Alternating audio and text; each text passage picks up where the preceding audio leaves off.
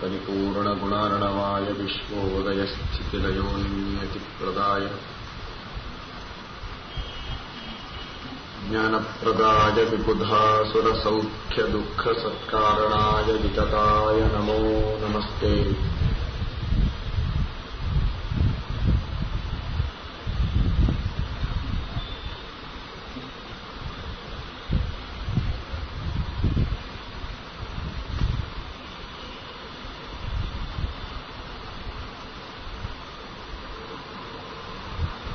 ಶ್ರೀಮನ್ಮಹಾಭಾರತದ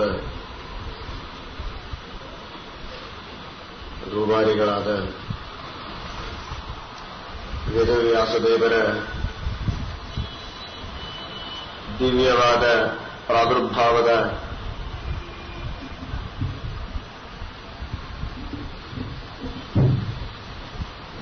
ಗಾಥೆಯನ್ನು ಕೇಳಿದ್ದೀರಿ.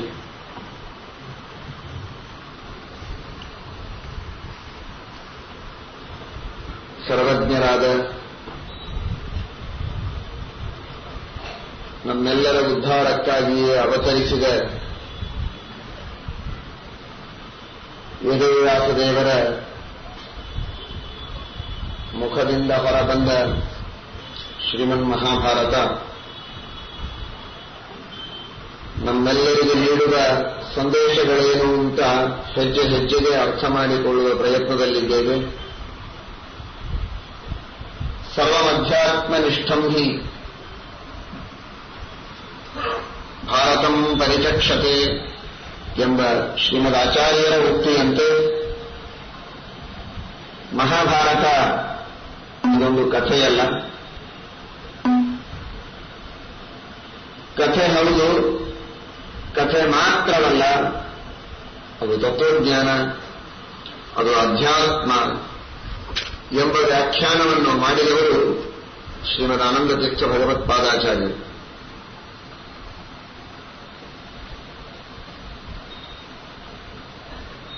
ಮಹಾಭಾರತದ ಭೀಷ್ಮರ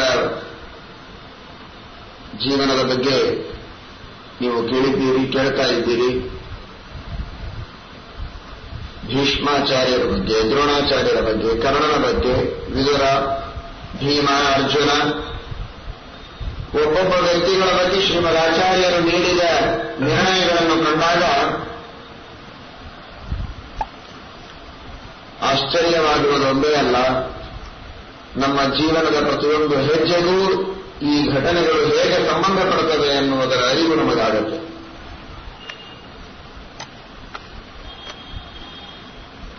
ಮಹಾಭಾರತದ ಮುಖ್ಯವಾದ ಮಧ್ಯದಲ್ಲಿ ಬರುವ ಘಟ್ಟ ಅದು ದ್ರೌಪದಿ ಹಾಗೂ ಪಾಂಡವರ ವಿವಾಹ. ನಂತರದಲ್ಲಿ ಪಾಂಡವರು ಮಾಡಿದಂತಹ ರಾಜ್ಯ ಇಂದ್ರಪ್ರಸ್ಥದಲ್ಲಿ, ಆಮೇಲೆ ಮುಂದೆ ವನವಾಸ, ಅಜ್ಞಾತವಾಸ, ಯುದ್ಧ, ಮತ್ತೆ ಮರಳಿ ಯುಧಿಷ್ಠಿರ ರಾಜ್ಯವನ್ನು ಆಳಿ ಪ್ರಜೆಗಳನ್ನು ರಕ್ಷಣೆ ಮಾಡಿದ್ದು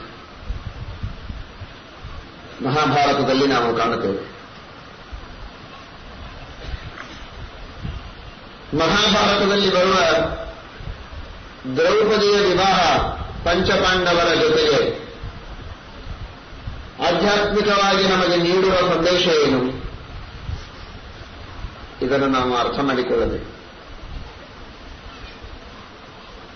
ಪಂಚಪಾಂಡವರು ದ್ರೌಪದಿಯನ್ನು ಮದುವೆಯಾದರು, ಇದು ಕಥೆ. ನಾವೇನು ಮಾಡಬೇಕು ಅಂತ ಪ್ರಶ್ನೆ. ಪಂಚಪಾಂಡವರು ದ್ರೌಪದಿಯನ್ನು ಮದುವೆಯಾದರು ಅಂತ ಕಥೆ ಕೇಳೋದ್ರಿಂದ ಏನೋ ಒಂದು ಪುಣ್ಯ. ಮಹಾನುಭಾವರು, ದೇವತೆಗಳು, ಇದು ಒಂದು ಭಾಗ. ಶ್ರೀಮದ್ ಆಚಾರ್ಯರು ಹೇಳುತ್ತಾರೆ, ಪಂಚಪಾಂಡವರಿಗೆ ದ್ರೌಪದಿಯ ಜೊತೆಗೆ ವಿವಾಹವಾಯಿತು. ಇದರ ಅರ್ಥವೇ, ಇದರ ಸಂಕೇತ ನಮ್ಮೆಲ್ಲರಿಗೆ ನೀಡಿದ ಸೂಚನೆ. ಆಚಾರ್ಯರಂತಾರೆ, ದ್ರೌಪದಿ ಯಾರು, ಪಂಚಪಾಂಡವರು ಯಾರು, ಇದನ್ನು ತಿಳಿದರೆ ನಿಮಗೇನು ಸಂದೇಶ ಅಂತ ಗೊತ್ತಾಗುತ್ತೆ. ಧರ್ಮೋ ಭಕ್ತ್ಯಾದಿ ದಶಕಃ ಶ್ರುತಾದಿಃ ಶೀಲವೈನಯೌ ಸಬ್ರಹ್ಮದಾಸ್ತು ತೇ ಯತ್ರ ಮನ್ಮಾದಿಮಂತಂ ವಿದುರ್ಬುಧಾಃ. ಎಷ್ಟು ಸುಂದರವಾಗಿ ಶ್ರೀಮದ್ ಆಚಾರ್ಯರು ಹೇಳ್ತಾರೆ ನೋಡಿ. ದ್ರೌಪದಿ ಇವಳು ವೇದಗಳಿಗೆ ಅಭಿಮಾನಿನಿಯಾದ ದೇವತೆ. ವೇದ ಅಂದ್ರೆ ಜ್ಞಾನ, ತಿಳುವಳಿಕೆ. ವೇದಗಳು, ಮಹಾಭಾರತ, ಪಂಚರಾತ್ರ ಎಲ್ಲ ಆಗಮಗಳು, ಅವುಗಳಿಂದ ಬರುವ ತಿಳುವಳಿಕೆ, ಜ್ಞಾನ, ಅದಕ್ಕೆ ಪ್ರತೀಕ ಇವಳು ದ್ರೌಪದಿ. ಅವಳು ಬರೀ ಒಂದು ಹೆಣ್ಣು ಅಂತ ನಾವು ಕಲ್ಪನೆ ಮಾಡಿಕೊಳ್ಳಬಾರದು. ಮಹಾಭಾರತ ಓದುವಾಗ ಶ್ರೀಮದ್ ಆಚಾರ್ಯರು ನೀಡುವ ನಿರ್ಣಯ ಇದು. ಪ್ರಮಾಣ ಕೊಟ್ಟು ಆಚಾರ್ಯರು ಹೇಳ್ತಾರೆ, ಸಬ್ರಹ್ಮಕಾಹ, ಬ್ರಹ್ಮ ಅಂದ್ರೆ ವೇದ, ವೇದಾಭಿಮಾನಿನಿಯಾದವಳು ದ್ರೌಪದಿ. ತಿಳುವಳಿಕೆ, ಜ್ಞಾನ, ನಾಲೆಡ್ಜ್, ಇದು ದ್ರೌಪದಿ. ಅವಳಿಗೆ 5 ಜೊತೆಗೆ ಮದುವೆಯಾಯಿತು. ಆ 5 ಯಾರು? ಯಮಧರ್ಮರಾಜ, ಯುಧಿಷ್ಠಿರ ಅಂದ್ರೆ ಅವನ ಸಾಕ್ಷಾತ್ ಧರ್ಮ. ಪುಣ್ಯಕರ್ಮಗಳು, ವೇದದಲ್ಲಿ ಶಾಸ್ತ್ರದಲ್ಲಿ ಹೇಳಿದಂತಹ ಸತ್ಕರ್ಮಗಳು ಉಂಟಲ್ಲ, ಪರೋಪಕಾರ ಮಾಡುವುದೊಂದು ಸತ್ಕರ್ಮ, ಯಜ್ಞಯಾಗಾದಿಗಳನ್ನು ಮಾಡುವುದು ಸತ್ಕರ್ಮ, ದಾನ ಧರ್ಮಗಳು, ದೇವರ ಪೂಜೆ, ಉಪವಾಸಾದಿಗಳು, ಈ ಎಲ್ಲ ಧರ್ಮಗಳುಂಟಲ್ಲ, ಈ ಸತ್ಕರ್ಮ, ಧರ್ಮ, ಪುಣ್ಯ, ಅವನೇ ಧರ್ಮರಾಜ. ಹಾಗಾದರೆ ಯಾರಿಗೆ ಮದುವೆಯಾಯಿತು? ದ್ರೌಪದಿಗೂ ಯುಧಿಷ್ಠಿರ ಯಮಧರ್ಮರಾಜನಿಗೂ ಧರ್ಮರಾಜನಿಗೂ ಮದುವೆಯಾಯಿತು ಅಂದ್ರೆ ತಿಳುವಳಿಕೆ ಹಾಗೂ ಧರ್ಮ ಇವೆರಡರ ಮದುವೆ, ಇವೆರಡರ ಸಂಬಂಧವಾಯಿತು ಅಂತ ತಿಳಿದುಕೊಳ್ಳಿ. ಇವೆರಡರ ಸಂಬಂಧ ನಮ್ಮಲ್ಲಿ ಆಗಬೇಕು ಅಂತ ಪ್ರಾರ್ಥಿಸಿ. ಪಾಂಡವರ ವಿವಾಹದ ಕಥೆಯನ್ನು ಕೇಳಿದಾಗ ನಿಮಗೆ ಮನಸ್ಸಿನಲ್ಲಿ ಬರಬೇಕಾದದ್ದೇನು ಅಂದ್ರೆ, ಪಾಂಡವರ ದ್ರೌಪದಿಯ ವಿವಾಹ ಇತಿಹಾಸದಲ್ಲಿ ನಡೆದರೆ ಸಾಲದು, ನಮ್ಮಲ್ಲಿ ಆಗಬೇಕು ಅಂತ ಪ್ರಾರ್ಥಿಸಬೇಕು ದೇವರಿಗೆ. ಅದರ ಅರ್ಥ ಏನು? ತಿಳುವಳಿಕೆ ಇದ್ದರೆ ಸಾಲದು, ತಿಳುವಳಿಕೆ ಇದ್ದಂತೆ ಅನುಷ್ಠಾನದಲ್ಲಿ ತರಬೇಕು. ಇದೇ ಪಾಂಡವರ ವಿವಾಹ ಅಂದ್ರೆ. ಧರ್ಮರಾಜನ ಜೊತೆಗೆ ದ್ರೌಪದಿಯ ವಿವಾಹವಾಗಿದೆ. ಇದರ ಅರ್ಥ ಬರೀ ನಾನು ವೇದಗಳನ್ನು ಓದಿದ್ದೇನೆ, ಪ್ರವಚನಗಳನ್ನು ಕೇಳಿದ್ದೇನೆ, ಪ್ರತಿ ವರ್ಷ ಪ್ರೋಷ್ಠಪದಿಯನ್ನು ನಾನು ಕೇಳುತ್ತೇನೆ. ಭಾಗವತ ಸಪ್ತಾಹ ಅನೇಕ ಬಾರಿ ನಮ್ಮ ಮನೆಯಲ್ಲಿ ಆಗಿದೆ. ಭಾಗವತ ಸಪ್ತಾಹ ಅನೇಕ ಬಾರಿ ಮನೆಯಲ್ಲಿ ಆಗಿರಬಹುದು. ಆದರೆ ಭಾಗವತದಲ್ಲಿ ಹೇಳಿದ ಒಂದಾದರೂ ಜೀವನದಲ್ಲಿ ಅನುಷ್ಠಾನಕ್ಕೆ ಬಂದಿದೆಯೇ? ಅದು ಬಂದ್ರೆ ಪಾಂಡವರ ವಿವಾಹ ಇವತ್ತು ನಡೆದಂತೆ. ದ್ರೌಪದಿ ಹಾಗೂ ಧರ್ಮರಾಜನ ವಿವಾಹವಾಗುವುದು. ಇದರರ್ಥ ತಿಳುವಳಿಕೆ ಮತ್ತು ನಡತೆ ಇವೆರಡರ ಸಮಾಗಮವಾಗಬೇಕು. ಒಬ್ಬ ರಾಜನ ಬಳಿ ಹೋದ. ರಾಜ ಮಹಾರಾಜರು ಅವತ್ತಿನ ಕಾಲಕ್ಕೆ ಶಾಸ್ತ್ರಕ್ಕೆ ಪುರಸ್ಕಾರವನ್ನ ನೀಡುವ ಸಂಪ್ರದಾಯವನ್ನು ಇಟ್ಟುಕೊಂಡಿದ್ದು. ಧರ್ಮ ಶಾಸ್ತ್ರ ಅಧ್ಯಯನ ಮಾಡಿದವರಿಗೆ ವಿಶೇಷ ಪುರಸ್ಕಾರವನ್ನು ನೀಡಿ ಧರ್ಮಶಾಸ್ತ್ರಗಳ ಉಳಿವಿಗೆ, ಅದರ ಪ್ರಗತಿಗೆ ಬಹಳ ವಿಶೇಷವಾದ ಸಹಾಯವನ್ನು ಮಾಡುವ ಒಂದು ಪ್ರವೃತ್ತಿ ಕಂಡು ಬರ್ತಾ ಇದೆ ಇತಿಹಾಸದಲ್ಲಿ. ಇವನು ಹೇಳಿದ, ನಾನು ಭಾಗವತವನ್ನು ಬಹಳ ಚೆನ್ನಾಗಿ ಅಧ್ಯಯನ ಮಾಡಿದ್ದೇನೆ, ಏನ್ ಮಾಡಬೇಕು? ಸ್ವಲ್ಪ ಏನಾದರೂ ಜೀವನಕ್ಕೆ ಬಹಳ ಕಷ್ಟ ಇದೆ, ಏನಾದರೂ ಹಣ ಕೊಡಬೇಕು. ರಾಜ ಸ್ವಲ್ಪ ನೋಡಿದ, ನೀನೇನು ಅಷ್ಟು ಚೆನ್ನಾಗಿ ಅಧ್ಯಯನ ಮಾಡಿಲ್ಲ, ಬೇಕಾದ್ರೆ ಹೇಳಿ ತೋರಿಸ್ತೇನೆ ಅಂತ ಹೇಳಿದೆ. ಪಾಪ ಇರಲಿ, ಆದರೂ ಅಷ್ಟು ಚೆನ್ನಾಗಿಲ್ಲ ಅಧ್ಯಯನ, ಹೋಗು. ಇವನು ಪ್ರಾಮಾಣಿಕವಾಗಿ ಪಾಪ ಆ 1 ಕಾಸು 2 ಕಾಸು ಆಗಿನ ಕಾಲಕ್ಕೆ ಕೊಡೋದಕ್ಕೋಸ್ಕರ ಮತ್ತೆ ಸಂಪೂರ್ಣವಾದ 18,000 ಶ್ಲೋಕಗಳನ್ನು ಕೂಡ ಕಂಠಪಾಠ ಮಾಡಿಕೊಂಡು ಹೋದ. ಈಗೇನು ರಾಜರು ಖುಷಿಯಿಂದ ಕೇಳಿದ್ದೆಲ್ಲ ಕೊಟ್ಟುಬಿಡ್ತಾರೆ ಅಂತ ಉತ್ಸಾಹದಿಂದ ಹೋದರೆ ಆಗಲೂ ರಾಜರ ಉತ್ತರ ಅದೇ ಆಗಿತ್ತು. ನಿನ್ನ ಅಧ್ಯಯನ ಪೂರ್ಣವಾಗಿಲ್ಲಪ್ಪ, ಇವನಂತ ಏನ್ ಮಾಡಬೇಕು ನಾನು? ಸರಿ, ಮತ್ತೆ ಟೀಕಾ ಟಿಪ್ಪಣಿಗಳನ್ನೆಲ್ಲ ಇಟ್ಟುಕೊಂಡು ಇನ್ನೂ ವಿಶೇಷವಾಗಿ ಅಧ್ಯಯನ ಮಾಡಿ ಮತ್ತೆ ಹೋದ. ದ್ವಿತೀಯ ಅದ್ವಿತೀಯೋ ಹಮ್ಮಂತ ವಿಶೇಷವಾಗಿ ಎಲ್ಲ ಟೀಕಾ ಟಿಪ್ಪಣಿಗಳನ್ನು ಇಟ್ಟುಕೊಂಡು ಭಗವದ್ಗೀಯ, ಯಾವುದು ಪತ್ಯ, ಸತ್ಯಧರ ಮರದು ಎಲ್ಲ ಓದಿ ಹೋದ. ಆಗ ಇನ್ನೂ ರಾಜರಿಗೆ ಸಮಾಧಾನ ಆಗಲಿಲ್ಲ.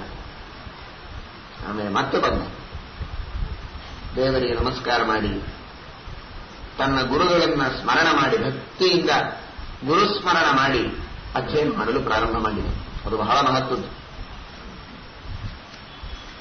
ಪುಸ್ತಕದಿಂದ ಬರೋ ವಿದ್ಯೆ ಬೇರೆ, ಗುರುಗಳ ಅನುಗ್ರಹದಿಂದ ಬರುವ ವಿದ್ಯೆಯೇ ಬೇರೆ. ಬಹಳ ವ್ಯತ್ಯಾಸ ಇದೆ. ಗುರುಸ್ಮರಣ ಮಾಡಿ ಗುರುಗಳ ಅನುಗ್ರಹವನ್ನ ಪಡೆದುಕೊಂಡು ಮತ್ತೆ ಪುನಃ ಭಾಗವತದ ಅಧ್ಯಯನ ಪ್ರಾರಂಭ ಮಾಡಿದ. ಇವತ್ತು ಬೇಕಾದಷ್ಟು ವಿದ್ಯೆಯನ್ನು ಗಳಿಸಿರಬಹುದು, ಆದರೆ ಯಾವುದೋ ಒಂದು ಶಾಲೆಯಲ್ಲಿ, ಕಾಲೇಜಿನೊಳಗೆ, ಯೂನಿವರ್ಸಿಟಿ ಒಳಗೆ ಸರ್ಟಿಫಿಕೇಟ್ ತಗೊಳ್ಳೋದು ಹೊರತು ಅದಕ್ಕೆ ಮಾನ್ಯತೆ ಇರುವುದಿಲ್ಲ. ಅಲ್ಲಿ ಏನು ಓದ್ತಾರೋ ಅದನ್ನೇ ಇವನು ಹೊರಗೆ ಓದಬಹುದು ಮನೆಯಲ್ಲಿ ಕುಳಿತು, ಆದರೆ ಅದಕ್ಕೆ ಮಾನ್ಯತೆ ಇಲ್ಲ. ಅದರಿಂದ ಇವನಿಗೆ ಉದ್ಯೋಗ ಸಿಗೋದಿಲ್ಲ. ಯಾಕೆ? ಓದುವ ಕ್ರಮದಲ್ಲಿ ಓದಲಿಲ್ಲ, ಸರ್ಟಿಫಿಕೇಟ್ ಸಿಕ್ಕಿಲ್ಲ ಇವನಿಗೆ ಅನ್ನೋದಕ್ಕೆ ವಿದ್ಯೆ ಇದ್ದರೂ ಅದಕ್ಕೆ ಬೆಲೆ ಇರುವುದಿಲ್ಲ. ಅದರಂತೆ ಭಗವಂತನ ಸರಕಾರದಲ್ಲಿ, ಪರಮಾತ್ಮನ ರಾಜ್ಯದಲ್ಲಿ ನೀವು ಬೇಕಾದಷ್ಟು ವಿದ್ಯೆಯನ್ನು ಗಳಿಸಿದರೂ ಕೂಡ ಅದಕ್ಕೆ ಮೋಕ್ಷವೆಂಬ ಸರ್ಟಿಫಿಕೇಟ್ ಸಿಗಬೇಕಲ್ಲ. ದೇವರು ನಿಮಗೆ ಮೋಕ್ಷ ಕೊಡುವುದೇ ಒಂದು ಸರ್ಟಿಫಿಕೇಟ್ ಕೊಟ್ಟ ಹಾಗೆ. ಮೋಕ್ಷವನ್ನು ಕೊಡಬೇಕಾದರೆ, ಅಪರೋಕ್ಷ ಜ್ಞಾನವನ್ನು ಕೊಡಬೇಕಾದರೆ, ಪರಮಾತ್ಮ ತನ್ನ ಹತ್ರ ಸೇರಿಸಬೇಕಾಗಿದ್ರೆ ಬರೀ ಓದಿದ್ರೆ ಸಾಲದು. ಹೇಗೆ ಓದಬೇಕೋ ಹಾಗೆ ಓದಬೇಕು. ಗುರುಗಳ ಮುಖದಿಂದ ಅಧ್ಯಯನ ಮಾಡಿ, ಗುರುಗಳ ಅನುಗ್ರಹವನ್ನು ಪಡೆದುಕೊಂಡು ಅಧ್ಯಯನ ಮಾಡಿದರೆ ಮಾತ್ರ ಭಗವಂತ ಆಗ ಪೂರ್ಣ ಅನುಗ್ರಹವನ್ನು ಮಾಡುತ್ತಾನೆ, ಮೋಕ್ಷವನ್ನು ಕೊಡ್ತಾನೆ, ಅಪರೋಕ್ಷ ಜ್ಞಾನವನ್ನು ಕೊಟ್ಟು ಮೋಕ್ಷವನ್ನು ಕೊಡ್ತಾನೆ. ಹೀಗಾಗಿ ಇವನು ಗುರುಗಳಿಗೆ ಶರಣು ಹೋಗಿ ಮತ್ತೆ ಅಧ್ಯಯನ ಪ್ರಾರಂಭ ಮಾಡಿ ಕೆಲವು ವರ್ಷಗಳಾಯಿತು. ರಾಜ ಆವಾಗ ಚಿಂತೆ ಮಾಡಲು ಶುರು ಮಾಡಿದ. ಇಷ್ಟು ದಿವಸ ಇವನು ಬೆನ್ನು ಹಾಕ್ತಾ ಇದ್ದ, ಈಗ ರಾಜನಿಗೆ ಚಿಂತೆ ಶುರುವಾಗಿ, ಯಾಕೆ ಆ ಬ್ರಾಹ್ಮಣ ಬಂದಿಲ್ಲ ಇನ್ನು ಅಂತ. ಬರಲೇ ಇಲ್ಲ. ಆಗ ರಾಜನೇ ಮನೆಗೆ ಧಾವಿಸಿ ಬಂದ. ಎಲ್ಲಿದೆ ಅಂತ ಹುಡುಕಿಕೊಂಡು ಯಾವುದೋ ಒಂದು ಗುಡಿಸಿನಲ್ಲಿ ಇದ್ದ ಇವನ ಹತ್ತಿರ ರಾಜ ಬಂದ. ಎಲ್ಲಾ ಸಂಪತ್ತನ್ನು ತೆಗೆದುಕೊಂಡು ಬಂದ. ಯಾಕೆ ಆಚಾರ್ಯರೇ, ನಮ್ಮ ಮೇಲೆ ಕೋಪ ಬಂತು. ಚೆನ್ನಾಗಿ ಅಧ್ಯಯನ ಮಾಡಬೇಕು ಅಂತ ನಾನು ಅಪೇಕ್ಷೆ ಪಟ್ಟೆ. ನಮ್ಮ ದೇಶದಲ್ಲಿ ವಿಶೇಷವಾಗಿ ಅಧ್ಯಯನ ಸಂಪನ್ನರು ಬೆಳೆಯಬೇಕು ಅಂತ ನನ್ನ ಅಪೇಕ್ಷೆ ಇತ್ತು. ನೀವು ಬರಲೇ ಇಲ್ಲ ತಿರುಗಿ. ಯಾಕೆ ಬರಬೇಕು ಅಂತ. ಭಾಗವತ ಓದಿದ ಮೇಲೆ ನಿಮ್ಮಂತಹ ಶ್ರೀಮಂತರ ರಾಜರ ಮುಖ ನೋಡಬಾರದು ಅಂತ ನನಗೆ ಖಾತ್ರಿಯಾಗಿದೆ. ಇನ್ಯಾಕೆ ನಾನು ನಿಮ್ಮ ಮುಖ ನಿನ್ನಂತೆ ಬರಬೇಕು. ಚಿರಾಣಿ ಕಿಂ ಪತಿನ ಸಂತಿ ದಿಶಂತಿ ಭಿಕ್ಷಾಂ ನೈವಾಂಧಿಪ ಪರವ್ರತ ಸಹಿತೋಪ್ಯಶುಷ್ಯನ್ ವೃದ್ಧಾ ಗುಹಾ ಕಿಮವಧೂತ ಸುಸನ್ನ ಕೃಷ್ಣ ಕಸ್ಮಾತ್ ಭಜಂತಿ ಕವಯೋ ಧನ ದುರ್ಮನಾಂಧಾನ್. ನದಿ ಇದೆ ನೀರು ಕುಡಿಯುವುದಕ್ಕೆ, ಗಿಡಗಳಿವೆ, ಹಣ್ಣು ಹಂಪಲುಗಳಿವೆ, ದೇವರು ಸೃಷ್ಟಿ ಮಾಡಿದ್ದು ತಿನ್ನುವುದಕ್ಕೆ, ವಾಸಕ್ಕೆ ಗುಹೆಗಳಿವೆ, ಪರ್ವತಗಳಿವೆ, ಗಾಳಿ ಇದೆ, ಸೂರ್ಯನ ಬೆಳಕಿದೆ, ಚಂದ್ರ ಇದ್ದಾನೆ. ಇವೆಲ್ಲ ದೇವರು ಮಾಡಿದ ಸೃಷ್ಟಿ. ಆ ಭಗವಂತ ನಮ್ಮನ್ನು ಕಾಪಾಡುವುದಕ್ಕೆ ಇರುವಾಗ ಕಸ್ಮಾತ್ ಭಜಂತಿ ಕವಯೋ ಧನದುರ್ಮದಾಂಧಾನ್. ಧನದಿಂದ ಉನ್ಮತ್ತರಾದ ಕುರುಡರಾದ ಶ್ರೀಮಂತರನ್ನ, ರಾಜರನ್ನ, ಚಕ್ರವರ್ತಿಗಳನ್ನ ಯಾಕೆ ಭಜನೆ ಮಾಡ್ತೀರಿ, ಯಾಕೆ ಅವರ ಹತ್ರ ಹೋಗ್ತೀರಿ, ಯಾಕೆ ಅವರನ್ನ ಸ್ತೋತ್ರ ಮಾಡಿ ಹಣ ತೆಗೆದುಕೊಳ್ತೀರಿ ಅಂತ ಭಾಗವತದಲ್ಲಿ ಬೈದಿದ್ದಾರೆ. ಅದನ್ನು ಓದಿ ಮನಸ್ಸಿಗೆ ಬಂದ ಮೇಲೆ ನಿನ್ನ ಹತ್ರ ಬರಬಾರದು ಅಂತ ನನಗನಿಸಿದೆ. ನೀನೂ ಬೇಡ, ನಿನ್ನ ಸಂಪತ್ತೂ ಬೇಡ, ಬಂದ ದಾರಿ ಹಿಡಿದು ತಿರುಗಿ ಹೋಗು ಅಂತ ಹೇಳಿದ ರಾಜನಿಗೆ. ರಾಜ ಅಂದ, ಇದಕ್ಕೆ ನಾನು ನಿಮ್ಮನ್ನ ಮತ್ತೆ ಮತ್ತೆ ಹೋಗಿ ಅಂತ. ಭಾಗವತ ಓದಿದ್ದೇನೆ ಅಂತ ಹೇಳಿ ನನ್ನ ಹತ್ರ ಯಾಕೆ ಬಂದಿದ್ದೀರಿ ಅಂತ ನನಗೆ ಸಮಸ್ಯೆಯಾಗಿತ್ತು. ಅದಕ್ಕಾಗಿಯೇ ನೀವು ಚೆನ್ನಾಗಿ ಓದಿಲ್ಲ ಅಂತ ನಾನು ಹೇಳಿದ್ದೆ.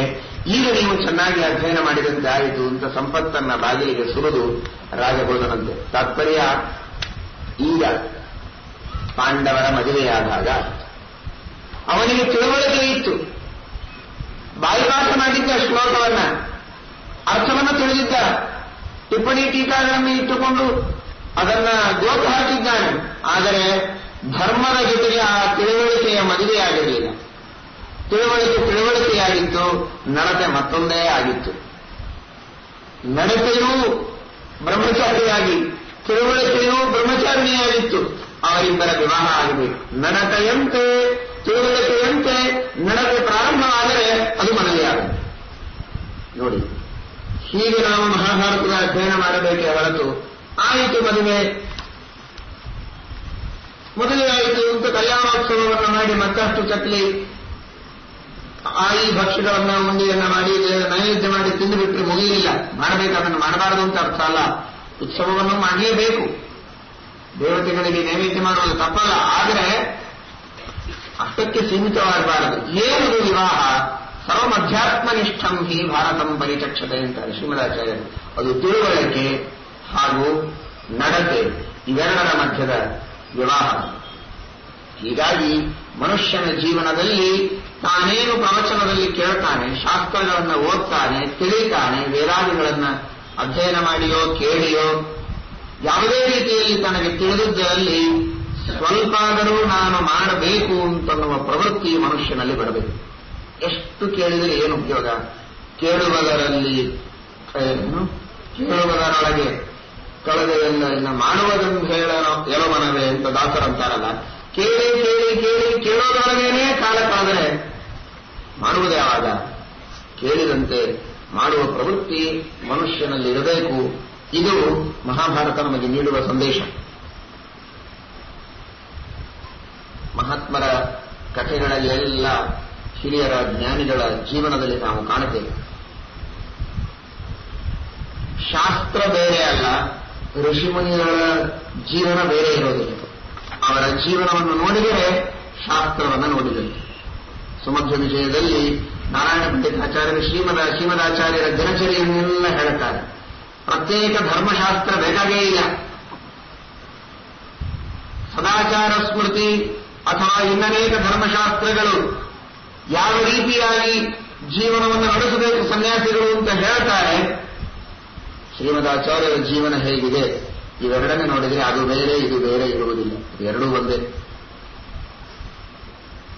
ಹಾಗೆ ಮನುಷ್ಯನ ಜೀವನದಲ್ಲಿ ತನ್ನ ರೂಢಿಯನ್ನು ಮಾಡಿಕೊಳ್ಳಬೇಕು ಅಂತ ಶಾಸ್ತ್ರ ಹೇಳುತ್ತೆ. ಸತ್ಯನಿಧಿ ತೀರ್ಥರು ಅಂತ ನಮ್ಮ ಪರಂಪರೆಯಲ್ಲಿ ಬಂದ ಮಹಾನುಭಾವರು.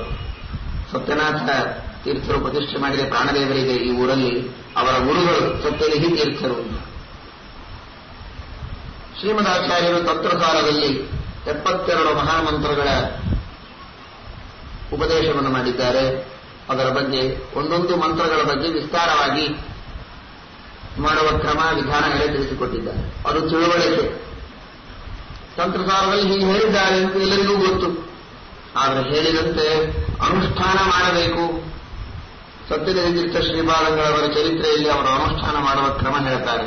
ಅವರು ಪ್ರಾತಃ ಕಾಲದಲ್ಲಿ ಸ್ನಾನ ಮಾಡಿ ಆಚಾರ್ಯರು ಹೇಳಿದ ಮಂತ್ರಗಳ ಜಪವನ್ನು ಪ್ರಾರಂಭ ಮಾಡಿದರೆ ಯಾವಾಗ ಜಪ ಮುಗಿಯುತ್ತೆ, ಅವರ ಧ್ಯಾನ ಯಾವಾಗ ಮುಗಿದಿದೆ ತೃಪ್ತಿ ಆಗ್ತಿದೆ ಹಾಗೆ ಹೇಳೋದು. ಸಮಯದ ನಿರ್ಬಂಧ ಇಲ್ಲ. 3 ಆಗ್ಬೋದು, 4 ಆಗ್ಬೋದು, ಸಾಯಂಕಾಲ 5 ಆಗ್ಬೋದು.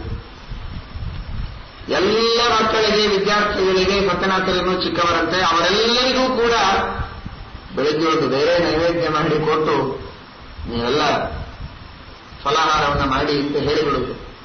ಇವರು ಜಪದಿಂದ ಎದ್ದಾಗ ಅದು ಯಾವ ಹೊತ್ತಾಗಿರುತ್ತದೋ ಆ ಹೊತ್ತಿಗೆ ಎದ್ದು ರಾಮದೇವರ ಪೂಜೆ ಮಾಡಿ ಮುಂದೆ ಮಹಾನೈವೇದ್ಯವನ್ನು ಮಾಡುವುದು. ಜಪ ಮಾಡಬೇಕು.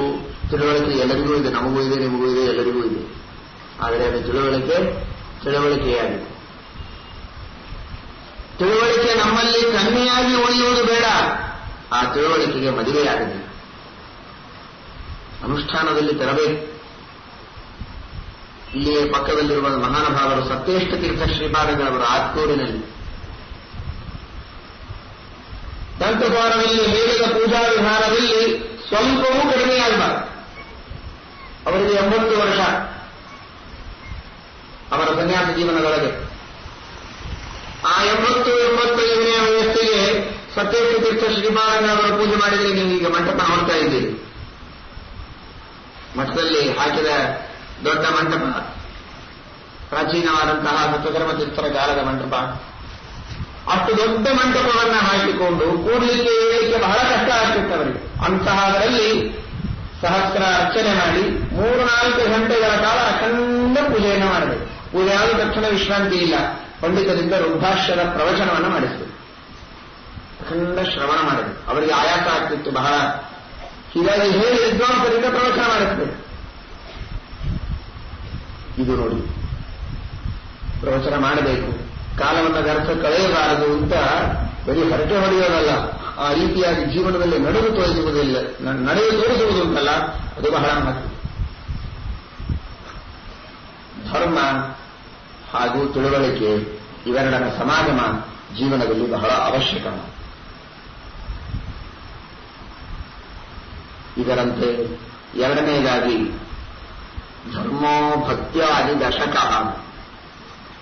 ಭೀಮಸೇನ ದೇವರು ಯಾವುದರ ಪ್ರತೀಕ? ಭಕ್ತಿ, ಜ್ಞಾನ, ವೈರಾಗ್ಯ ಮೊದಲಾದ ಎಲ್ಲ ಸದ್ಗುಣಗಳ ಪ್ರತೀಕ ಭೀಮಸೇನ ದೇವರು.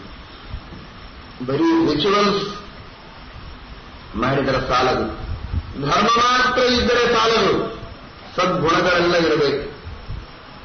ಭಗವಂತನಲ್ಲಿ ಭಕ್ತಿ ಬರಬೇಕು. ಎಷ್ಟು ಕೇಳಿ ದೇವರಲ್ಲಿ ಶ್ರದ್ಧೆ ಇಲ್ಲ, ಭಕ್ತಿ ಇಲ್ಲ ಅಂದ್ರೆ ಮಾಡಿದ್ದೆಲ್ಲ ವ್ಯರ್ಥ. ಬೇಕಾದಷ್ಟು ಸ್ನಾನ ಮಾಡಿ, ಬೇಕಾದಷ್ಟು ಧರ್ಮ ಮಾಡಿ, ಬೇಕಾದಷ್ಟು ಪೂಜೆ ಮಾಡಿ, ಎಲ್ಲ ಮಾಡಿ, ಎಲ್ಲವೂ ಕೂಡ ಯಾಂತ್ರಿಕವಾಗತ್ತೆ, ದಾಂಭಿಕವಾಗಿ ಹೋಗುತ್ತೆ. ಬಾಹ್ಯ ಭಕ್ತಿ ಇಲ್ಲ, ಜ್ಞಾನ ಇಲ್ಲ, ವಿರಕ್ತಿ ಇಲ್ಲ ಅಂತಾದರೆ ಎಲ್ಲವೂ ವ್ಯರ್ಥ. ನಮ್ಮ ಜ್ಞಾನಕ್ಕೆ ಭಕ್ತಿ, ವೈರಾಗ್ಯ ಮೊದಲಾದ ಸದ್ಗುಣಗಳ ಜೊತೆಗೆ ಸಮಾಗಮವಾಗುವುದು ಅಗತ್ಯ. ಭೀಮಸೇನ ದೇವರ ದ್ರೌಪದಿಯ ವಿವಾಹ ಇದರ ಅಭಿಪ್ರಾಯ ಸದ್ಗುಣಗಳು, ವೈರಾಗ್ಯ, ಭಕ್ತಿ ಮೊದಲಾದ ಎಲ್ಲ ಸದ್ಗುಣಗಳು ಹಾಗೂ ತಿಳುವಳಿಕೆ ಇವೆರಡೂ ಒತ್ತಟ್ಟಿಗೆ ಸೇರಬೇಕು. ಅಂದಾಗ ತಿಳಿದದ್ದು ಸಾರ್ಥಕ. ವೇಗವಾಗಿ ವೈಸ್ತುತಿಯನ್ನು, ವಿಷ್ಣು ಸಹಸ್ರನಾಮವನ್ನು ನಾವು ಪಾರಾಯಣ ಮಾಡಿದರೆ, ಯಾಂತ್ರಿಕವಾಗಿ ಬರೀ ಪ್ರದಕ್ಷಿಣೆ ನಮಸ್ಕಾರ ಮಾಡಿದರೆ ಪ್ರಯೋಜನವಿಲ್ಲ. ಪ್ರದಕ್ಷಿಣೆ ನಮಸ್ಕಾರ ಮಾಡುವುದಿದ್ದು ಧರ್ಮ, ಆದರೆ ಆ ಧರ್ಮದ ಜೊತೆಗೆ ಭೀಮಸೇನ ದೇವರು ಸೇರಬೇಕು. ಅರ್ಥಾತ್ ಭಕ್ತಿ, ವೈರಾಗ್ಯ ಇವುಗಳು ಸೇರಿರಬೇಕು. ನಮಗೇನು ಮಾಡಿದ್ದಾನೆ ದೇವರು, ಯಾರ ಎದುರಿನಲ್ಲಿ ನಾನು ತಲೆಬಾಗ್ತಾ ಇದ್ದೇನೆ, ಯಾರ ಸುತ್ತ ನಾನು ಸುತ್ತುತ್ತಾ ಇದ್ದೇನೆ, ಇದು ನಮಗೆ ಅನಿಸಬೇಕು. ಆ ಭಕ್ತಿಯ ಪಾರವಶ್ಯ ನಮ್ಮಲ್ಲಿ ಬಂದಾಗ ಆಗ ನಾವು ಮಾಡಿದ ಪ್ರದಕ್ಷಿಣೆ, ನಮಸ್ಕಾರ, ಸೇವೆ ಇವುಗಳು ಸಾರ್ಥಕವಾಗುತ್ತವೆ.